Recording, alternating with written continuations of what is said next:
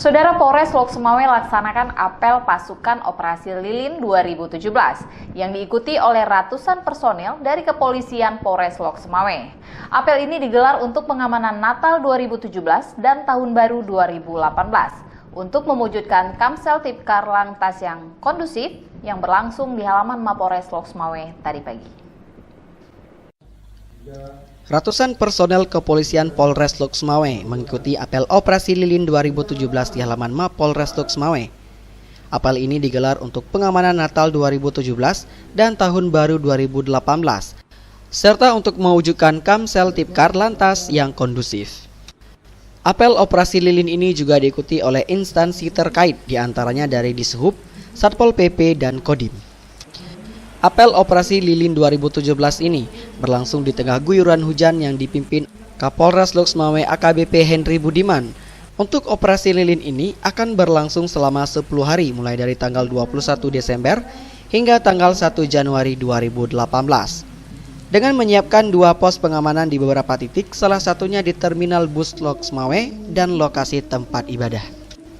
Wakapolres Kompol Imam Asfali mengatakan, kegiatan ini untuk menjaga keamanan menjelang Tahun Baru 2018. Target operasi yang akan dilakukan dengan patroli dan razia untuk penertiban lalu lintas, serta pengamanan di tempat objek wisata hingga ke titik perkumpulan masyarakat di malam Tahun Baru 2018. Himbauan kepada seluruh masyarakat untuk saling menghormati kepada masyarakat yang merayakan Natal dan menikmati Tahun Baru dengan cara Islam khususnya di wilayah Aceh.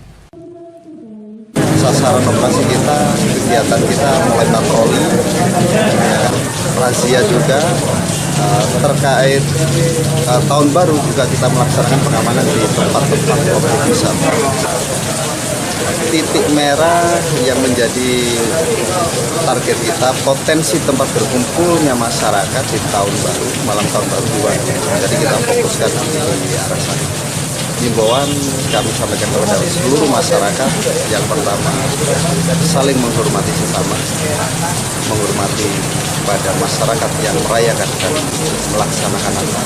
Yang kedua, untuk antisipasi Tahun Baru, adabilah dan nikmatilah Tahun Baru dengan cara yang Islami, khususnya di wilayah Aceh. Dari Lok Sumawe, tim liputan melaporkan untuk Puja TV.